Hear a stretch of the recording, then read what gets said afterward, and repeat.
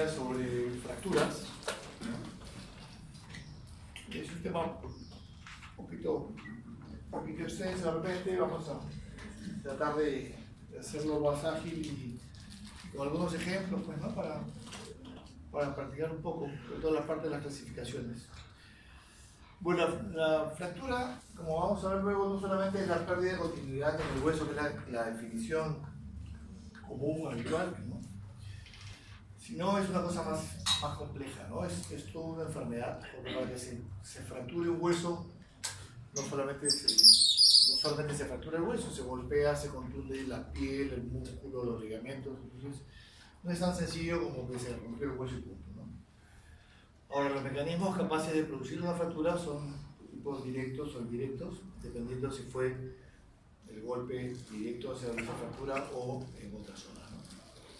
La intención de esta clase es realizar de todos los mandamientos del manejo de las fracturas de la ortopedia y pensar que somos los máximos, pero bueno, hablaremos un poco, pues, de huesos, ¿no? Hablamos de fracturas, tenemos que hablar de huesos, y hablando de huesos tenemos que hablar un poco sobre los tipos de huesos que hay. Tenemos un hueso, si vemos la estructura del hueso, vemos el hueso cortical, que es el hueso duro, y el hueso trabecular, ¿okay? Si vamos un poquito más en una foto, vemos cómo es el hueso compacto, el hueso cortical es el hueso compacto, y el hueso trabecular es este hueso esponjoso, ¿no? Este hueso esponjoso, que lo tenemos sobre todo, pues, en las zonas metafisiarias, ¿no? Y el hueso cortical en la parte porque de toda la estructura que rodea en sí al hueso, en la parte diafisiaria sobre todo. Como vemos acá, las trabéculas son de esta forma, en una fotografía electrónica.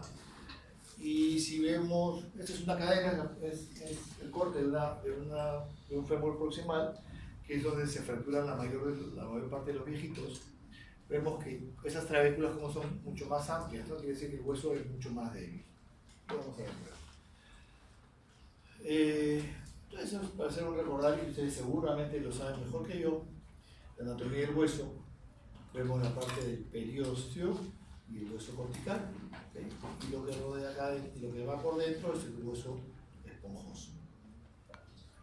Entonces, este hueso cortical va a estar formado, este hueso cortical de acá, está formado por ostiones que están en una constante remodelación, ¿no? Todos los sistemas de Haber, que ya ustedes se lo saben de memoria, ¿no? Que son formados por nuestros osteoclastos y ostocitos. Entonces vamos a ver que gracias a eso el hueso está en un estado constante de renovación. Los osteoclastos eliminan hueso y los osteoblastos construyen un nuevo hueso. Entonces, estos dos en conjunto van a estar remodelando el hueso. O sea, están en constante renovación, ¿no? Entonces, por eso no sé si ustedes habrán escuchado hablar de las fracturas por estrés. Fracturas por estrés son las fracturas por fatiga ósea, en la cual un deportista que ahora está muy de moda correr, por ejemplo, ¿no? La gente hace jogging ahora y corre por el golf, es muy nice correr. Entonces, corren mucho, no corren con las zapatillas adecuadas, con la superficie adecuada, y no le hacen caso a su cuerpo. Entonces, cuando presentan dolor, es porque están teniendo probablemente una periostititis o una fractura por estrés. ¿Qué significa?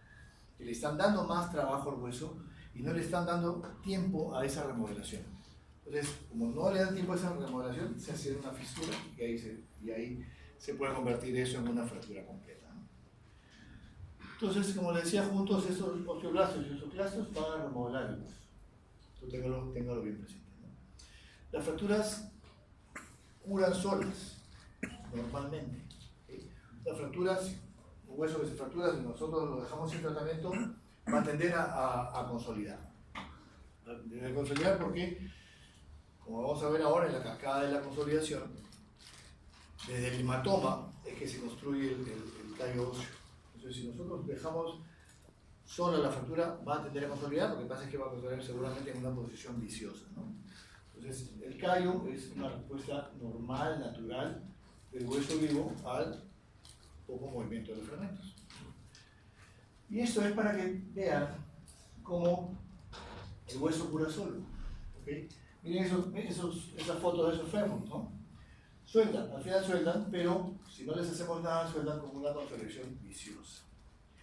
Y por eso que antiguamente, en esta época, antes del advenimiento de lo que es la osteosíntesis, el manejo quirúrgico de las fracturas, había muchos pacientes con este tipo de limitaciones, pues, ¿no?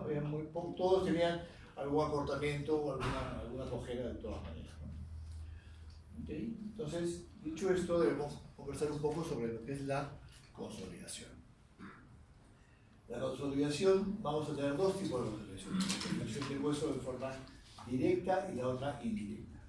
La indirecta es cuando nosotros vemos una radiografía, vamos a ver un callo óseo. Ven acá y dicen, ah, ya está consolidado. Pues es una consolidación indirecta.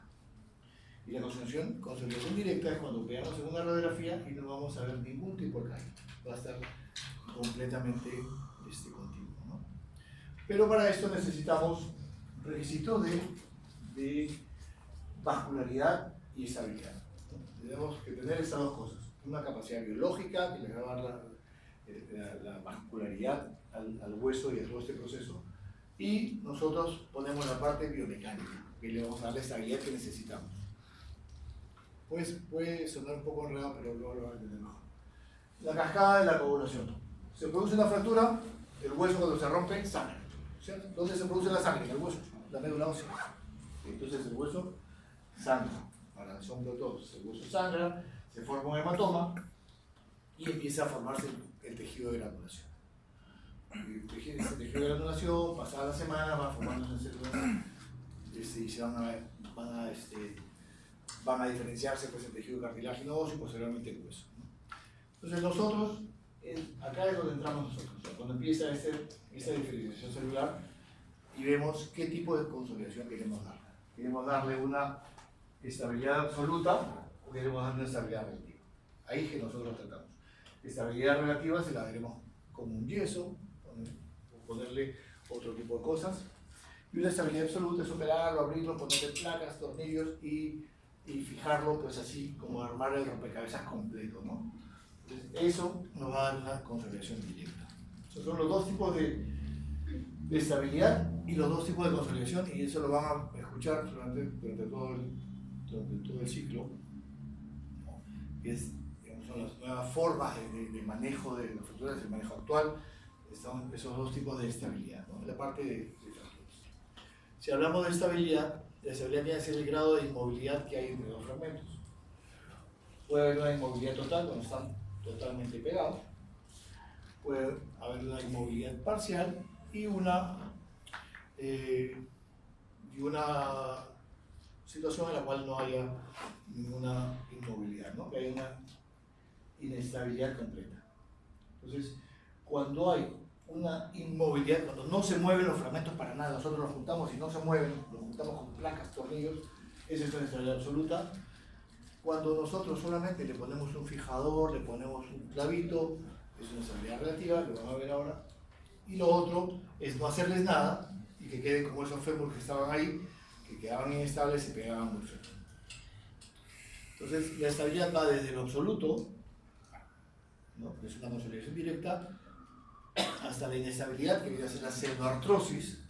Ya han escuchado hablar de lo que es una pseudoartrosis, cuando hay pues, una falla en el proceso de consolidación, pasando por la estabilidad relativa, que es la consolidación indirecta con CAE. Suena un poco enredado, pero lo vamos a entender más bonito. Hay cuatro tipos de fuerzas que se ejercen sobre un hueso diaficial. Una fuerza vertical, que es una carga axial.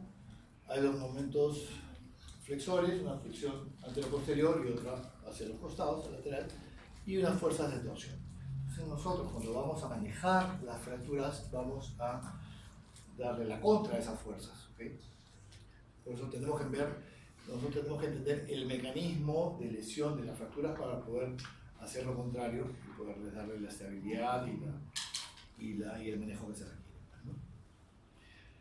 Hay diferentes tipos de fracturas, tenemos desde las abiertas o complicadas, las cerradas o simples, que no son tan simples, múltiples o minutas o fracturas incompletas, que son clasificaciones muy básicas, muy genéricas, ¿no? Y según su mecanismo de producción, que puede ser directas o indirectas, esas indirectas les decía que puede ser por compresión, por flexión, por cizallamiento, por torsión. ¿No? Hay mecanismos que no son muy de alta energía, que son estos mecanismos de torsión. Pero muchos viejitos se fracturan así. Se han parado, giran así, crack. Su hueso ya es osteoporótico, es débil, y es un mecanismo de torsión y se fractura. ¿No? O también por tracción es el otro tipo de mecanismo. Y según el patrón de interrupción, pueden ser completas o incompletas. Las incompletas generalmente son las fracturas de los niños, ¿no? Las fracturas en tallo verde, las fisuras. La fisura no es otra cosa que una fractura incompleta. ¿Sí? Usted le dice, no doctor, pero es que solamente es una fisura. No, una fisura es una fractura. Es una fractura incompleta, que no se ha desplazado, pero es una fractura que hay que tratar y hay que manejar, sea conservadora o quirúrgicamente. Y el tonus, que es como un rodete cuando el hueso de los niños es mucho más elástico y se hace como una compresión y se hace un halo alrededor del hueso. Hay que tener un poquito más de acuciosidad al ver una radiografía. Es un mecanismo de fractura también, sobre todo clínicamente pues hay dolor. Y las fracturas completas que pueden ser simples, minutas o desplazadas, ¿no? Eso es una fractura simple del fémur, transversa, por el tipo de trazo, es totalmente transverso. Esto es una fractura del fémur también, con varios fragmentos, ¿no? Entonces es una fractura con minuto, ¿no? Tiene más de 2 fragmentos. Esa es una fractura espiroidea, lo que les decía, el paciente probablemente caminando o en su casa, eso se le quedó el pie fijo, hizo un movimiento de torsión y se fracturó. Es una fractura espiroidea. Algunos ejemplos. Pero en realidad nosotros, aparte de que podemos describir una placa y vemos quizás que es una fractura transversa, espiroidea, oblicua, corta, oblicua, larga, en la mariposa, esa es la descripción que nosotros le damos a una radiografía. Nosotros nos basamos ya en esa clasificación que es mundialmente aceptada, que es la clasificación de la O, que ustedes en sus hospitales ya tienen 2 días recién, ¿no? Pero ya habrán escuchado hablar de la O, ya cogieron su manual a la O, ¿no? ¿Está bien? Entonces, la clasificación a O nos sirve, es súper útil porque es una clasificación alfanumérica, le damos números a los huesos y letras para ver el tipo de fractura, ¿no? Hablamos pues, más o menos el mismo idioma, con ciertas, obviamente siempre hay algunas excepciones a la regla. Entonces, siendo así, al número le damos el número 1, acá, al antebrazo el número 2, el muslo, fémur 3 y la pierna el número 4. Son las definiciones de las fracturas de los huesos largos, ¿no? Y al segmento del hueso fracturado también le damos otro número. A las fracturas proximales le damos el 1, las fracturas diaficiarias el 2 y las fracturas del tercio distal el número 3. Entonces hablamos que la 1 y 2, la 1 y la 3 probablemente sean las fracturas articulares, ¿no? Entonces, si tenemos el hueso y en qué parte del hueso, ahora veamos qué tipo de fractura es. Si la fractura es en la diáfisis, que son todas las números 2, las A son las simples, las B son las que tienen un tercer fragmento y las C son las multifragmentarias, que son las complejas, las segmentales, ¿no? Obviamente vamos siempre de mayor a menor complejidad.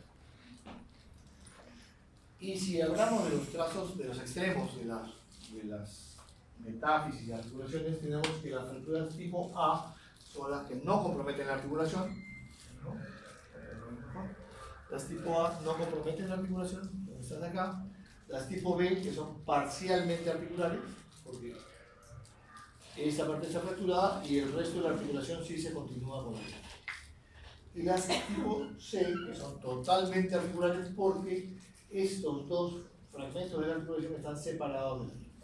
¿Okay? Es muy simple para que ustedes lo puedan entender. Este es un ejemplo que es un poco capcioso. ¿Esto qué es? ¿No? Es un fémur, ¿no? ¿Qué número sería? 3-2, es una fractura deficiente. Acá viene la duda. ¿Es una fractura simple o es una fractura en cuña?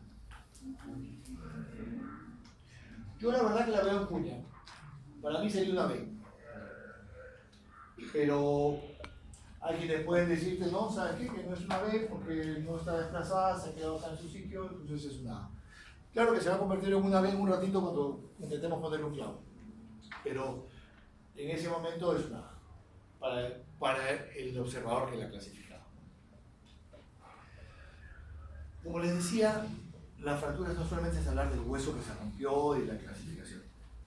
Quizá tan importante o más importante que la fractura son las partes blandas. El manejo de las partes blandas y la lesión de las partes blandas es súper importante para nosotros y quizá le damos más importancia a eso. Porque según tengamos nuestras partes blandas, las partes blandas nos van a decir cuál es el momento ideal para operar. ¿Sí? Entonces, para hablar de la lesión de partes blandas, usamos la clasificación de Sherman, que es una lesión, son fracturas cerradas, pero con lesión de parte blanda. La grado 0, no hay ninguna lesión de parte blanda, es una contusión. Grado 1 es un edema ya más moderado, una contusión moderada. Las grado 2, cuando ya hay edema y empiezan a aparecer flictenas, como esto de acá. Y las grado 3, que son estas mismas, pero asociadas a un síndrome compartimental. Son los 3 grados de lesión de partes blandas. Entonces, si lo vemos acá, así en el ejemplo con el dibujito, vamos a ver acá que esta es una lesión de una contusión. Hay una contusión, hay edema, hay equimosis. ¿No? Miren cómo se representa acá, no sé si se llega a ver bien la foto. En esta ya empiezan a haber flitenas, como acá, no sé si llegan a notar. Acá ya empiezan a haber unas flitenas cerosas. ¿Okay? De repente en la otra clase vamos a hablar un poco más de eso. Y esta es una lesión ya más severa, miren cómo está comprometida en las partes blandas. Hay lesiones, unas flitenas ya de tipo hemorrágico. Cuando hay hemorragia, sangre, la sangre es rojo, pare, no tocar. ¿Okay? Así que hay que esperar. Entonces, las complicaciones y el pronóstico de las lesiones, de las fracturas, van a estar directamente proporcionales y relacionados a la lesión de las partes blandas. Así que es súper importante. A nadie se le ocurriría operar una fractura teniendo esto. Creo que a nadie. ¿No? Entonces, o como la anterior, como esta. Pero hay gente que cree que no, que mejor hay que operar y se arriesgan, y eso es un foco infeccioso y se van a complicar, no van a poder cerrar la piel. Entonces hay que saber esperar. No todas las fracturas, y eso para que lo tengan claro desde ahorita, las fracturas no tienen que operarse inmediatamente, no son unas emergencias de vida o muerte. ¿Okay? Ahora más nos importa la lesión de partes blandas. Una fractura, si no se opera en las primeras 24 horas, es preferible esperar 4 o 5 días, una semana, 10 días, hasta que baje el edema, las flitenas, y no poner en riesgo nuestra osteosíntesis. Estas eran las fracturas cerradas. Cuando hablamos de fracturas expuestas, hablamos de la clasificación de Bustilo y Anderson, que ustedes ya también conocen seguramente. En la grado 1, que es una lesión puntiforme, generalmente de dentro hacia afuera. En la grado 2, que ya es una lesión un poco más amplia. ¿Okay? Y la grado 3 es una fractura expuesta con lesión importante de partes blandas. La lesión de partes blandas puede ser una lesión de partes blandas, pero que nos permita cerrar y cubrir el hueso, que son las tipo 3A.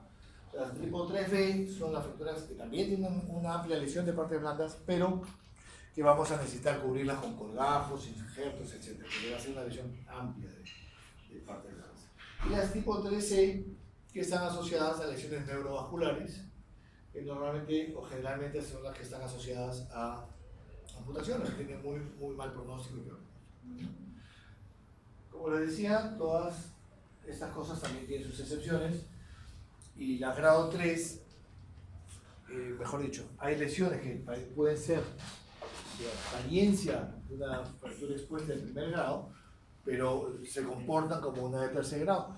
Y obviamente va a diferir el manejo de una fractura de primer grado de una de tercer grado, ¿no? Por el tipo de germen. No es lo mismo accidentarse, caerse acá ahorita en el piso y hacerse una pequeña herida y tener una fractura expuesta pequeña, que caerse pues en un basural. He tenido pacientes que se han, estos recolectores de basura, que se han caído del camión y se han fracturado en un basural. Obviamente puede ser una exposición pequeña, pero ya se comporta como una fractura de grado 3 por el tipo de germen que es súper agresivo. Entonces es importante eso, ¿no? ¿Dónde fue la lesión? Si fue una lesión por arma de fuego. Una herida por arma de fuego generalmente es una lesión chiquita. El orificio de entrada y de salida de un proyectil de arma de fuego puede ser muy pequeño, pero no nos podemos guiar por el tamaño de la lesión de la piel, no de la lesión que causa adentro, ¿sí? Por eso que hay algunas excepciones. Igual, si una fractura expuesta llega a nosotros con más de 8 horas de exposición, 10 horas, ya hay que considerarla como una fractura de tercer grado, porque eso se va a complicar, ¿no? Y si hablamos de fracturas expuestas, aprovecho para hablar de lo que es la fijación externa. La fijación externa es utilizada normalmente,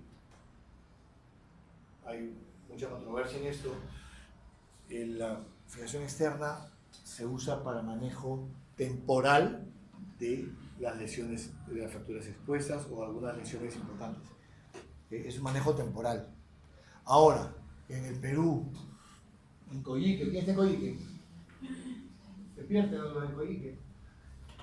En Coyique seguramente van a usar la externa más que en la hospital, por ejemplo.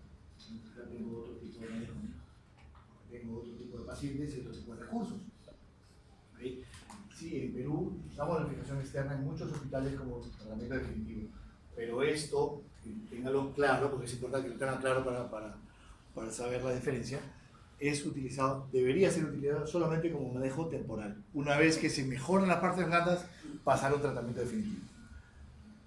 ¿Ustedes van al 2 de mayo? ¿No? ¿Nadie va al 2 de mayo?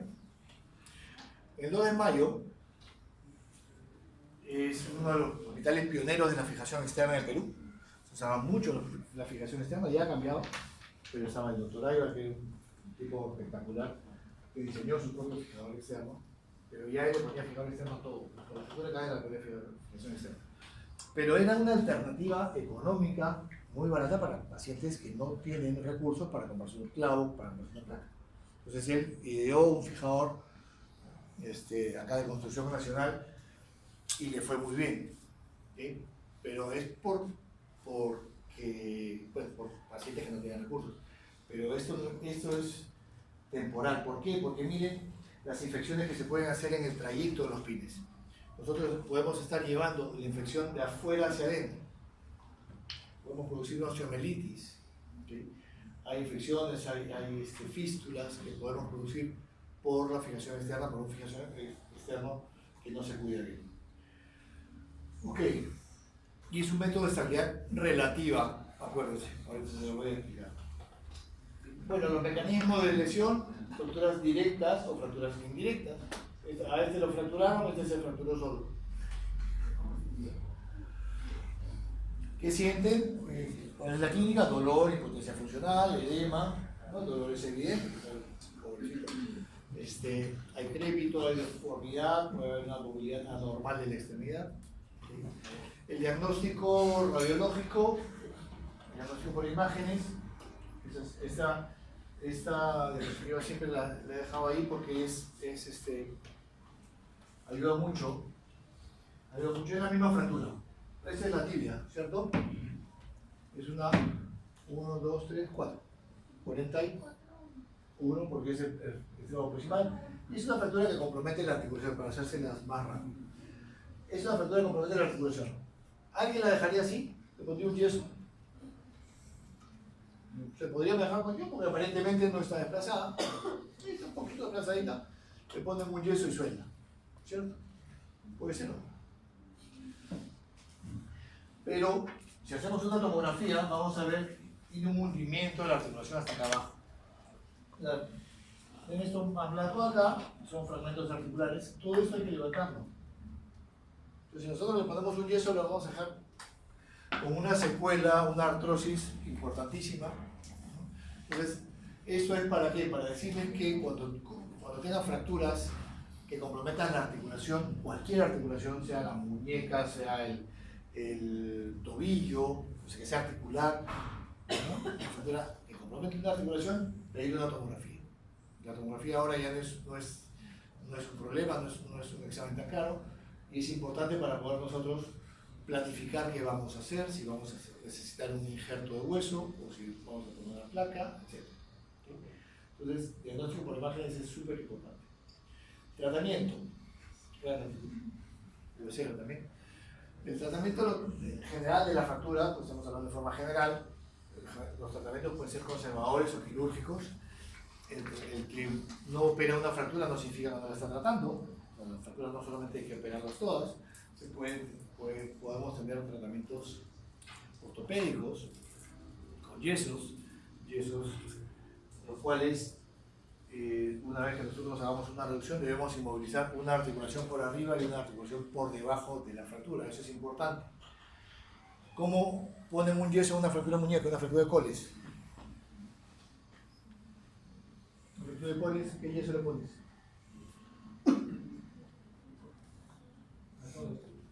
Segundo día, ¿sí? Bien, listo, ya. La fractura de coles normalmente, la fractura de muñeca, que hay gente que visto que pone el yeso hasta acá. Si uno pone un yeso por debajo del codo, tú puedes flexionar el codo, puedes hacer pronominación y puedes desplazar la fractura. Entonces, cuando uno tiene una fractura de la muñeca, hay que poner el yeso hasta arriba para bloquear todo eso, la flexión y la pronominación. Entonces, igual, nos fracturamos la tibia, poner el tobillo y bloquear el tobillo, bloquear la rodilla. Si nos fracturamos el fémur y a alguien se le ocurre operarlo, hay que poner un pelvipedio hasta acá arriba, cosa que sería una tragedia. Bueno, no, eso para manejo en niños sí, pero ya en adultos muy raro. Aparte de los yesos, tenemos los yesos funcionales, tenemos también ahora muchos aparatos ortopédicos que nos pueden ayudar, los walkers, todos los inmovilizables.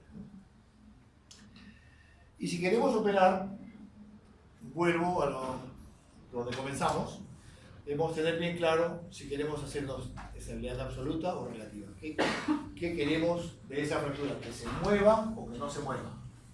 Si no queremos que se mueva, tenemos estabilidad absoluta y pondremos tornillos de tracción, placas de compresión, banda de tensión, soporte, etc.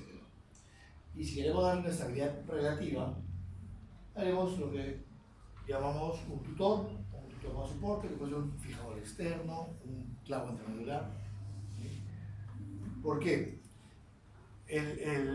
La cosa es así, estamos en la época de la osteosíntesis biológica.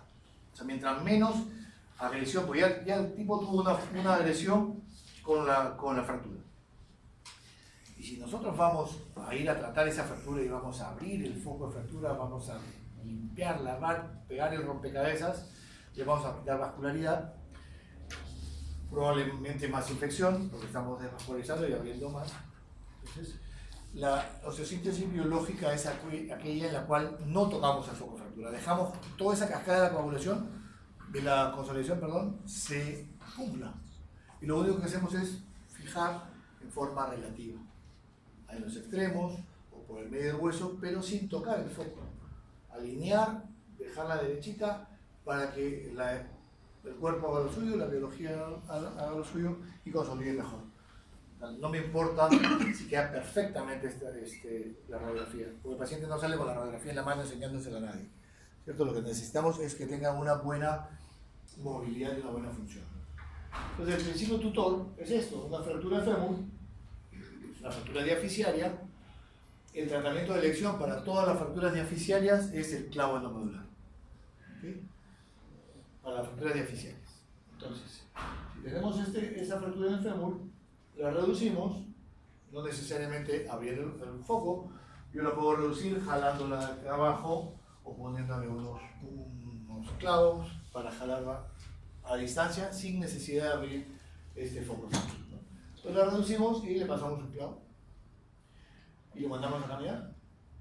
Entonces empieza a caminar y empieza a producir el cambio. Y ahí se hace caído. Porque estamos estimulando. Ese clavo nos permite que en ese foco haya cierto movimiento.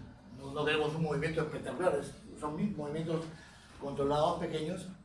Y ese movimiento, ese choque de los huesos va a hacer que se estimule la formación del callo óseo. Eso es una estabilidad relativa. ¿No? Está indicado en la mayoría de las fracturas diaficiarias de los huesos largos. Es un fémur, es una tibia, es un húmero. Ahora, el principio de compresión. Les decía, una estabilidad absoluta y la otra estabilidad relativa. Ese es la estabilidad absoluta, el principio de compresión. Es la ausencia de movimientos en el sitio de fractura. ¿Okay? Entonces, miren esta tibia, esta fractura articular, la articulación. Acuérdense, las articulaciones tienen que quedar perfectas. Entonces, si ya hemos hablado un poco de fracturas deficiarias, van con un clavo, significa, y estabilidad relativa significa que probablemente las articulares necesiten estabilidad absoluta. Entonces, miren, con un tornillo hacemos compresión y como cierra acá. Entonces nosotros le damos carga y tapamos. Entonces, pregunta examen. Estabilidad relativa para las fracturas articulares, perdón, estabilidad relativa para las fracturas diaficiales o metafisiales. Y estabilidad absoluta para las fracturas articulares. Así, aquí sí es preferible abrir, ver que te quede perfecta la articulación, la reduces bonito, le pones sus placas, sus tornillos, etc. Ahí sí. En la fractura diaficiaria no. En la fractura diaficiaria lo que queremos es darle más simplemente alineamiento y no quitarle vascularidad. Requisito, tener un buen aporte vascular, ¿no?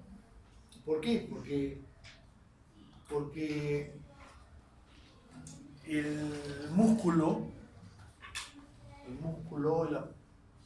le da, digamos que las 2/3 partes de la irrigación al hueso. ¿Okay? Entonces, por eso es importante en nuestras partes grandes.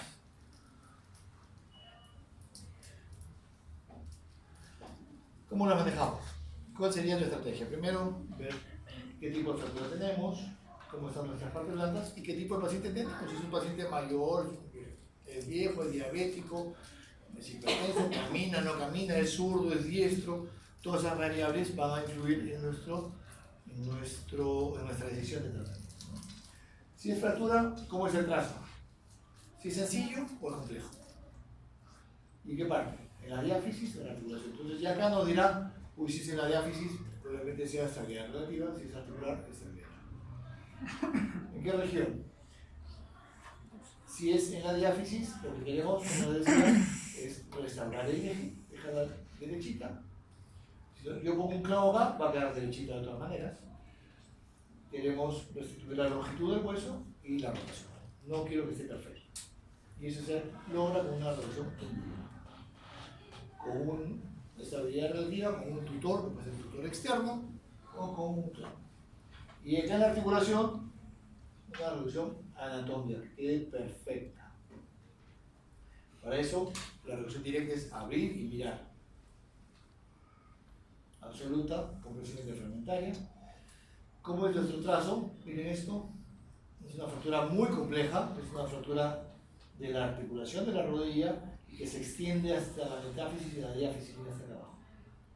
Entonces, acá, en la articulación de la rodilla le damos estabilidad absoluta, lo alineamos bonito, que es lo que me importa, porque si no va a quedar con una artrosis severa y va a terminar en una prótesis en algún momento. Entonces, en la articulación, estabilidad absoluta, y en la metáfisis y diáfisis, estabilidad relativa. Anatómica, reducción del eje, reducción directa, reducción indirecta. O sea, reducción indirecta porque acá agarro para reducir esto, y por acá les deslizo una placa, y no hay necesidad de abrir todo. Los tejidos blandos, importantísimo para nosotros ver la aparición de flitenas, de ampollas, como ya les dije, de los síndromes compartimentales, son muy frecuentes, Miren esas marcas que tienen acá. Esas marcas son para qué se imaginan. Con esas marcas nosotros podemos hacer un monitoreo y una medición de la extremidad. Si sospechamos de un síndrome compartimental, el paciente va a presentar dolor, se le va a poner fría la extremidad, se va a aumentar de volumen. Entonces, una forma de medirlo es poner esas marcas y con 1 centímetro medimos la circunferencia. Si esto va ampliándose y aumenta el dolor y no hay pulso, estamos ante una emergencia y es un síndrome compartimental que hay que hacer una fasciotomía como esta. Hay que abrirlo, hacer una fasciotomía y aprovechar y hacer una fijación. Si son fracturas expuestas, debemos decidir, pero normalmente en el momento, si fijamos, si amputamos. Ahora, yo soy ya de otra generación, no teníamos cámaras fotográficas en los teléfonos, entonces tenías que llamar al familiar, meterlo a sala y decirle, mira, hay que amputarlo. Porque ¿qué pasaba? Que tú hacías lo que tenías que hacer y venían y decían, oye, pero doctor, ¿por qué no me salió la pierna? ¿No has visto cómo está? Entonces ahora por lo menos ya nosotros podemos, y ustedes obviamente pueden documentar a sus pacientes, no deben tomar foto de la cara, pero pueden tomar una foto de la lesión, que es súper importante, ¿no? Para poder también salvarnos de algún tema legal. Entonces, debemos tomar buenas decisiones, si vale la pena intentar arreglar esto, pues son cirugías muy... Todo podemos intentarlo, podemos intentar poner injertos, colgajos, revascularizaciones, pero son cirugías muy largas, muy costosas y a veces con muy malos resultados. Entonces, a veces es preferible amputar de primera o segunda intención. Fracturas expuestas a nivel de la rodilla. Y acá viene el concepto del control del daño ortopédico. Lo vamos a ver seguramente, lo van a ver en el seminario de politraumatizados, que debe ser esta semana, es el primer seminario. El control del daño ortopédico es importante. Al paciente politraumatizado lo que queremos es fijarlo temporalmente hasta que esté estable y luego hacer sus osteosíntesis definitivas. Entonces, primero hacer una reparación transitoria o fijación externa y luego tardíamente hacemos la fijación definitiva, ¿no? Entonces, esto va con el tipo de paciente que tenemos. Si es un paciente que tiene un trauma aislado, como este viejito que se cae de la bicicleta y tiene esa fractura de fémur. Entonces, acá le ponemos una tracción, una fijación externa o un plano. Es una fractura aislada, el paciente aparentemente saludable, pero es un paciente mayor. ¿Qué haríamos? Fractura diaficiaria. Un clavo, pues, de frente, ¿no es cierto? Una tracción, son opciones de tratamiento. Una tracción, que también vamos a hacer seminarios de tracciones esqueléticas, cutáneas, etc. Una tracción se le pone a un paciente en el cual le vamos a diferir la cirugía. Pero si el paciente lo vamos a operar inmediatamente o al día siguiente, probablemente no vale la pena hacer una tracción. Fijación externa, si la fractura expuesta, de repente hacemos una fijación externa. Pero si es una fractura aislada, le haremos un clavo. Y esto a diferencia de un politraumatizado, que puede ser un paciente más joven, que se saca la mugre, se cae a un abismo y tiene esta fractura también. Acá seguramente no tiene solamente esta fractura, tiene varias fracturas. Entonces, a esto me refiero con el control del daño ortopédico. Paciente en cuidados intensivos que tiene múltiples fracturas, hacer fijaciones externas para estabilizarlo, el paciente mejore su condición, salvarle la vida, esté en condiciones luego de ir reparando cada fractura en su momento. Uy, la evolución de los residentes, empiezan así todos atléticos y terminan panzones. Bueno, a ver si entendieron, ¿ah? A ver, ¿qué son los osteoclastos?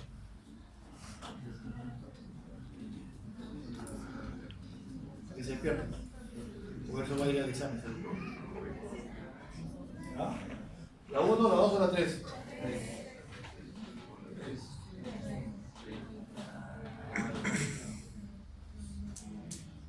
Factor factores negativos que influyen en la curación de las fracturas.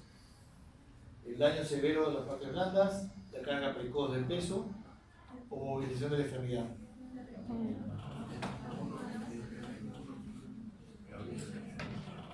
Parecían que estaban dormidos, ¿ah? La curación indirecta de las fracturas se produce cuando se aplica estabilidad relativa, cuando se desarrolla cuando se aplica una placa de compresión o que requiere compresión interferencial.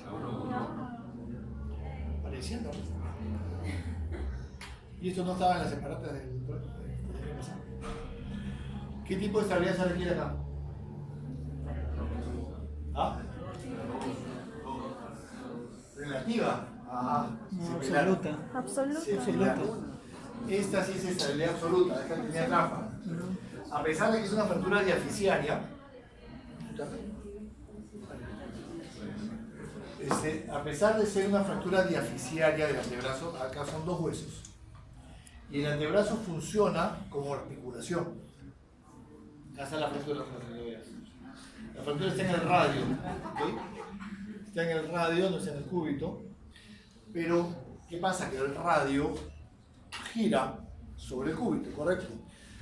Si nosotros le damos una estabilidad relativa, puede hacer un callo óseo ahí, pero te queda acortado. Entonces vas a tener problemas en la muñeca o en el codo porque el hueso va a ser más corto.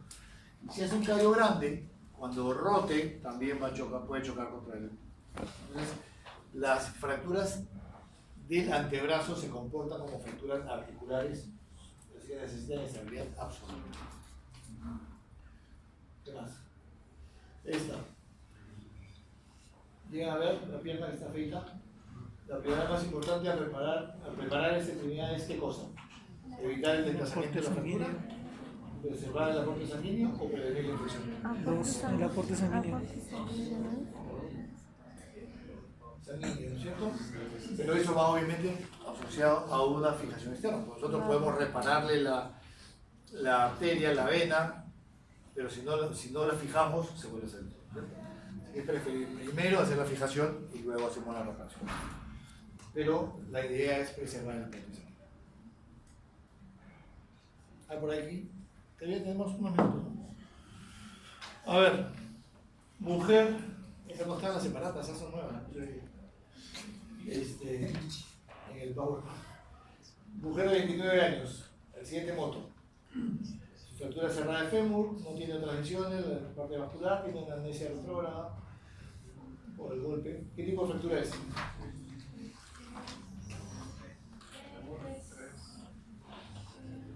¿Tres? Ya, tres, bueno, ya miran si no saben el tres. 3, 2, porque es la diáfisis. A, B o C. ¿A? ¿A o B? O C. B. No, B. A ver, levanten la mano que dicen A. Tú solo. ¿Y la B?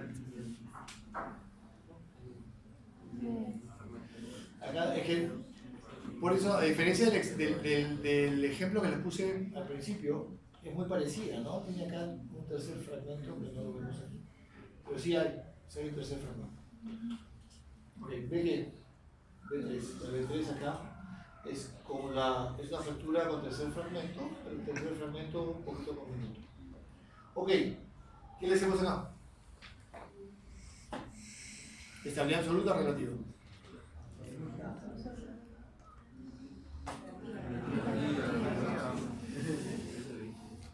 ¿Qué es esto? Un clavo es relativo, estabilidad relativa.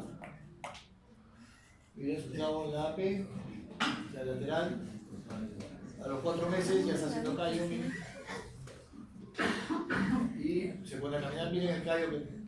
Para que vean, parecido, se lo puse porque es parecido al gráfico que le puse a la animación, que cómo iba haciéndose el callo con la carga. Entonces, miren, es muy parecido. ¿Okay? El paciente hace callo, empieza a caminar y hace su callo solo. Suelta el movimiento. A ver, ¿eso qué es? Otro accidente moto. Fractura de... ¿Qué es esto? ¿Qué hueso es este? Léalo, pues, por lo menos. Fractura fractura de húmero cerrada sin lesión del nervio radial. ¿Por qué es importante lo del nervio radial? ¿Por? Dime. Claro, si está comprometido el nervio radial, probablemente ahí sí sea una indicación de hacer una osteosíntesis abierta y mirar y dibujar el nervio. Por eso es importante cuando te dan el dato de que el nervio radial necesita todo. Ok, entonces, ¿qué hacemos ahí? ¿Qué tipo de fractura? ¿Ah? ¿Es él? 1, 2. 2, B. B parece. B también, ¿no? B. 2. Ahí está su tercer fractura. Ok, entonces, ¿qué hacemos acá? ¿Qué buscamos? ¿Qué buscamos? ¿Qué estabilidad buscamos darle acá? ¿Estabilidad absoluta o relativa? Relativa. La relativa, ¿cómo se la podemos dar? ¿Qué opciones de tratamiento? ¿Ah? A ver, la estabilidad relativa se le podemos dar con un yeso. ¿Alguien le pondría un yeso? ¿Por qué no? Yo sí le pondría. Es una fractura diaficiaria que puede ir tranquilamente.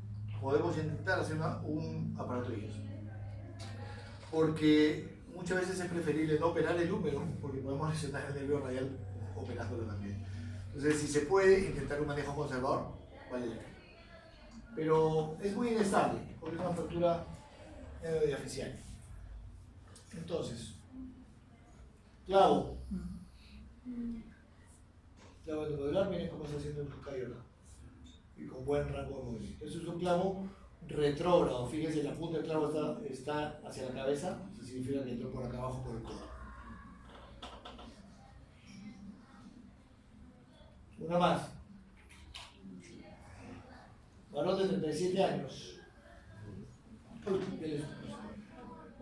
Fractura diaficiaria de tibia. 4, 2. Parece B. No sé. No sé. Creo que sí. ¿Sí? ¿Sí?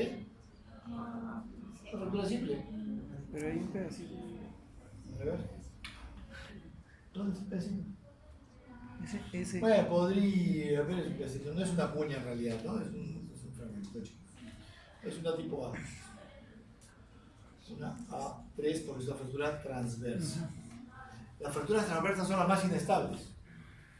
Porque alguien también podría decir, se ve fácil, le pongo un yesito y listo, ¿no? Pero son súper inestables las fracturas transversas y además tienen el peroné fracturado al mismo nivel, lo cual la hace mucho más inestable. Hay fracturas de la tibia que tienen el peroné intacto, entonces le da algo más de estabilidad. Ok, ¿y ahí qué le hacemos a este? Debería. Mira, estábamos un Glasgow menos de 8.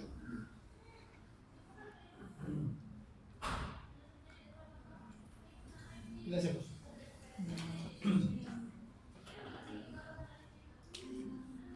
Miren la piel.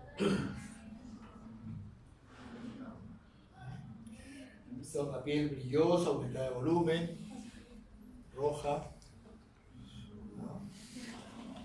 Miren la parte blanda como está.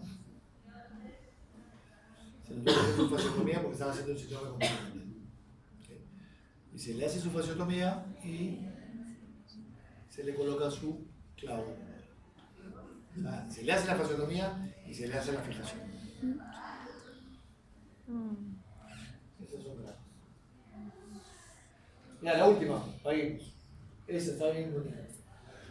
Varón de 32 años, accidente de moto, lesión aislada, pero es fractura expuesta. Pero vamos a hablar de la parte ósea, ¿ya? ¿Qué tipo de fractura es? Parece un 2.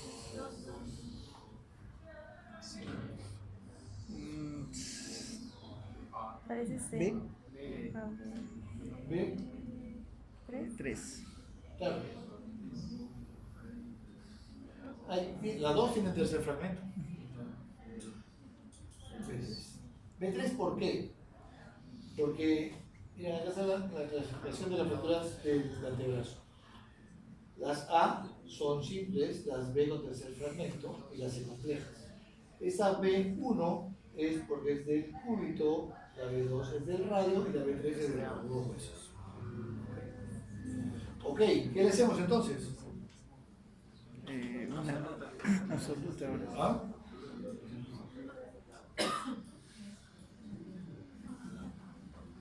Pero tenemos que tener en cuenta que en alguna de ellas hay falta de hueso. El fragmento que se salió probablemente no sea un fragmento que se pueda hacer la osteosíntesis y armar el rompecabezas completo. Entonces, en una de ellas se hizo una estabilidad absoluta. Y en el cúbito tiene una estabilidad absoluta con consolidación directa, sin callo. Y esta, en el radio, se le colocó una placa, pero una placa puente, o sea, simplemente se le puentea, la fractura no se toca y solamente se alinea. Y lo van a ver mejor acá. Sin callo, con callo. ¿No se llega a ver el callo? Acá hay callo. Todo esto acá había un fragmento suelto que se ha hecho. Muy bien. Listo. Sufi ya. Nos vamos.